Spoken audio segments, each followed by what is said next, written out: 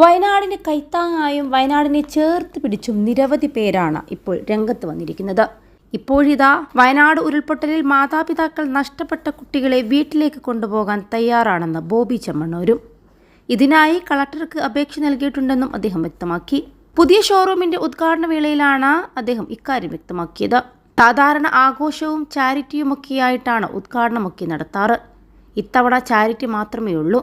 കാരണം വയനാട്ടിൽ നമ്മുടെ സഹോദരീ സഹോദരന്മാരും പിഞ്ചു കുഞ്ഞുങ്ങളുമൊക്കെ ദുരന്തത്തിൽപ്പെട്ടിരിക്കുകയാണ്. ഞാൻ അവിടെ പോയപ്പോൾ ക്യാമ്പുകളിലൊക്കെ കണ്ടു നിൽക്കാൻ പറ്റിയ അവസ്ഥയല്ല. അവർക്ക് സഹായം നൽകാനാണ് തീരുമാനിച്ചിരിക്കുന്നത്. എല്ലാവരും വയനാടിന് വേണ്ടി പറ്റുന്ന സഹായം ചെയ്യണമെന്ന് അപേക്ഷിക്കുകയാണ്. ഞങ്ങളുടെ 5 ആംബുലൻസും ബോച്ചെ ഫാൻസുമൊക്കെ അവിടെ പ്രവർത്തിക്കുന്നുണ്ട്. 2 ദിവസം ഞാൻ അവിടെ പ്രവർത്തിച്ചു. ഞാൻ ക്യാമ്പിൽ പോയപ്പോൾ ഉറ്റവരെ നഷ്ടപ്പെട്ട ഒരുപാട് പേരെ കണ്ടു. എന്നെ കരയിച്ച ഒരു സംഭവം, ഞാൻ തിരിച്ചിറങ്ങാൻ നിൽക്കുമ്പോൾ 5-6 വയസ്സുള്ള പെൺകുട്ടി ഓടി വന്ന് കയ്യിൽ പിടിച്ചു. ആ കുട്ടിയുടെ അച്ഛനും അമ്മയുമെല്ലാം പോയി.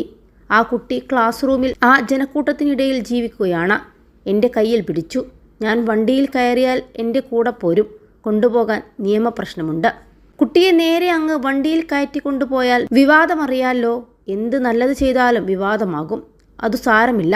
നമ്മുടെ ആൾക്കാർ കളക്ടറുടെ അടുത്ത് പോയി അപേക്ഷ നൽകി 3-4 പിള്ളേരെ എൻ്റെ വീട്ടിലോട്ട് കൊണ്ടുപോകാനായിട്ട്. അവിടെ കണ്ണു നനയുന്ന രംഗങ്ങളാണ്. അവർക്ക് വേണ്ടി പ്രാർത്ഥിക്കാം. പറ്റുന്ന സഹായം ചെയ്യണമെന്നും അഭ്യർത്ഥിക്കുകയാണെന്നും ബോബി ചെമ്മണ്ണൂർ പറഞ്ഞു. അതേസമയം വയനാട് ദുരന്ത ഭൂമിയിൽ 10 നാളത്തെ നീണ്ട രക്ഷാപ്രവർത്തനങ്ങൾ അവസാനിപ്പിച്ചുകൊണ്ട് സൈന്യവും മടങ്ങുകയാണ്.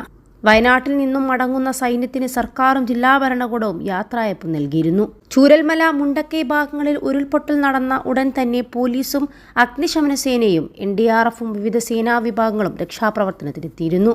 നിരവധി പേരെയാണ് സൈന്യം ഇതുവരെ രക്ഷിച്ചത്. അവരെല്ലാം ക്യാമ്പുകളിൽ തന്നെ.